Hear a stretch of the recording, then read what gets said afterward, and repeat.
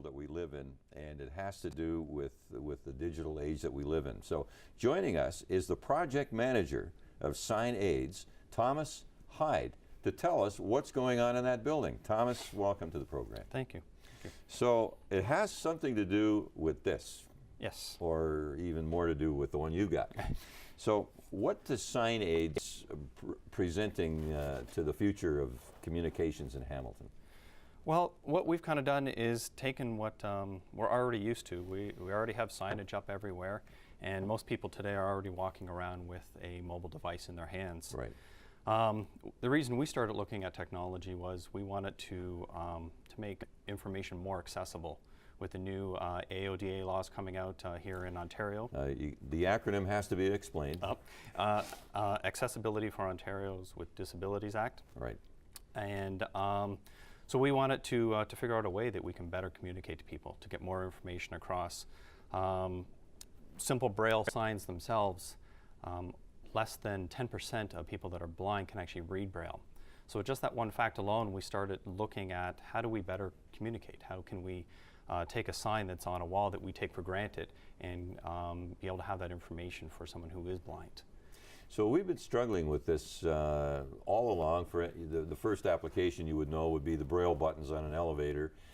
Then we have those street crossing signs for, and the first ones I knew of were out in the CNIB when it was located in West Hamilton, where there was kind of these cuckoo noises that came out of the crossing sign, mean it's okay to cross now. And those are all fine, but they're very old-fashioned, and really the application isn't that great. And another one is, because I like to take the bus, I have an HSR pass, yep. And I'm often wondering, when is the bus going to come? And so on the HSR signs now, there is a number that you can call, and it will say to you when the bus is likely to come. All of that stuff is moving into the past, archaic, because of what Thomas and Rob Brooker are doing at Sign Aids. So let's show the world what you're doing there. Yeah, exactly. Let's start with the bus stop sign. Okay. We've got a sign here that is we've done in Braille and tactile. Okay. Which is great because this helps to communicate to a lot more people than just a regular printed sign. Right. But what we've done is we've simply put another tactile indicator on the bottom here, which allows to take a smartphone and by tapping on it. Bus stop identification number 1234, westbound to Bell Manor, Stony Creek. For schedule and next bus, click below. Now, I'm not sure, guys in the studio, if you heard that clearly. You did hear it clearly? That's great, because this staggers the imagination. This solves so many problems so quickly within a device that, what's the pervasiveness of mobile devices? What's the percentage of people who have them these days? I'm not sure the exact percentage. I know right now there's a lot. There's more phones out there right now, smartphones, than there are people in the world. So there's a lot of phones out there. Okay. So there's one example. Now let's pick another one. Let's go to this one that you see everywhere. Where is the washroom? Yeah. And this is a simple one, a washroom sign with the pictogram on it. And again, with the wording and the Braille, kind of covers everything. But with our technology, you can make it do a whole lot more than just a simple sign on the wall. Accessible family washroom. To report a maintenance problem or if out of stock, please click below.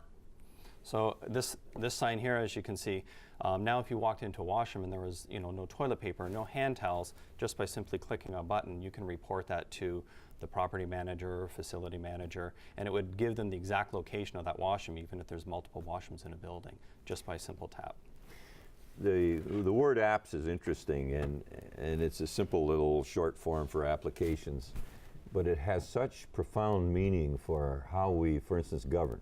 And I'll give you an example, because I saw an example of this where someone can take a device like mine and take a picture of a pothole, and that picture now contains all the information that the city needs, so you send it.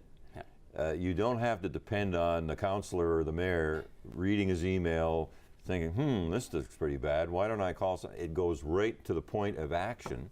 And it can go on a priority list because somebody can say this is a serious one because it's deeper than a car frame. Or we can get to that next week. That's only one example of, I can't imagine how many ways cleverer people than me, probably people like Thomas Hyde, will come up with those things. But is that what's happening in the world? Yeah, exactly. We've taken our technology from simple facility signs or public transit signs. We're putting them on a golf course. We're putting them in the cemetery. We've got a couple of these over in the Hamilton Cemetery right now, where you can tap on the sign and bring up a profile of George Hamilton, and it gives you a little bit of the history there behind it. Okay, so let me ask you, what sign aids, what Thomas Hyde, how you're achieving that?